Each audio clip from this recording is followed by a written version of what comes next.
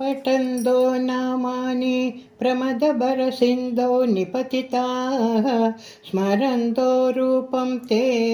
वरद कथयन्तो गुणकथाः चरन्तो ये भक्ताः त्वयि खलु रमन्ते परममूले अहं धन्या मन्ये समधिगत सर्वाभिलषितानि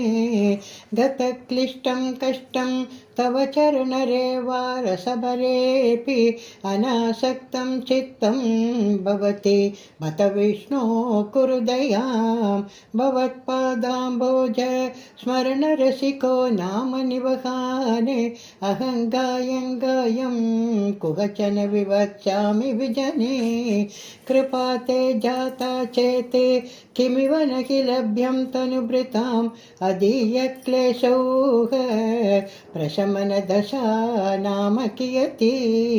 न के लोकेऽस्मिन् अनिशमयि शोकाभिरहिताः भवद्भक्ता मुक्ताः सुगगतमतिक्ता निदधते मुनिप्रौढारूढाः जगदि खलु गूढात्मगतयो भवत्पादाम्बोज स्मरणविरुजो नारदमुखाः चरन्तीशस्वैरं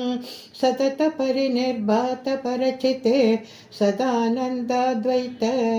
प्रसरपरिमग्ना किमपरं भवद्भक्तिस्फीता भवतु मम शैव प्रशमयेते अशेषक्लोशौघं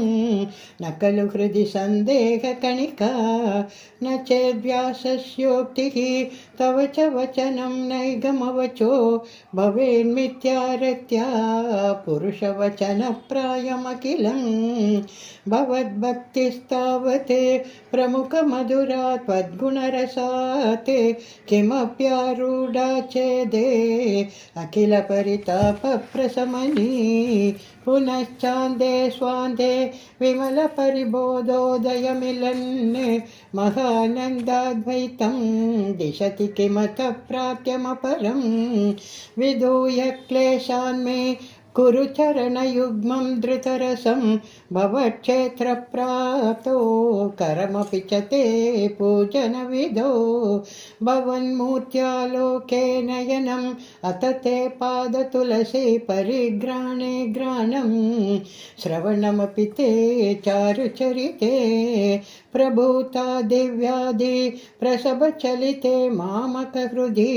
त्वदीयं तद्रूपं परमसुखचिद्रूपमुदीयाते उदञ्चद्रोमाञ्जो गलितबहुहर्षाश्रुनिवहो यथा विस्मर्यासं दुरुपशमपीडा परिभवानि मरुद्गेहाधीश त्वयि खलु पराञ्चोऽपि सुखिनः भवत्स्नेही सोऽहं सुबहु परितप्ये च किमिदम् अकीर्तिस्ते मा भूदे वरद गदभारं प्रशमयन् भवद्भक्तो तं सं झटिति कुरु मां कंसदमन किमुक्तैर्भूयोभिः तव हि करुणया धावदुदियादे अहं तावद्देव प्रहितविविधार्थप्रलपितः पुरक्लिप्ते पादे वरद तव नेष्यामि निवसाने यथा शक्तिव्यक्तं नतिनुति निषेवा विरचयन्ने।